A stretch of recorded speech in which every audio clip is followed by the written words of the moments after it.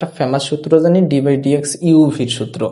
D by dx ইউভির সূত্র কি ছিল, যে u d by dx v plus v D by dx u, অর্থাৎ আপনি ইউ রে একবার ডিফারেন্সিয়েশন করে ভিরে, ইউ রে একবার স্থির রেখে ভিরে ডিফারেন্সিয়েশন করবেন, আবার ভিরে স্থির রেখে ইউ রে ডিফারেন্সিয়েশন করবেন। দেখেন ইউটা আগে আসবে, ডি বাই ডিএক্স ভি বসবে, u d by dx v, আবার ভিটা আগে আসবে, ডি বাই ডিএক্স ইউ বসবে, ভিটা আগে আসছে, ডি বাই ডিএক্স ইউ।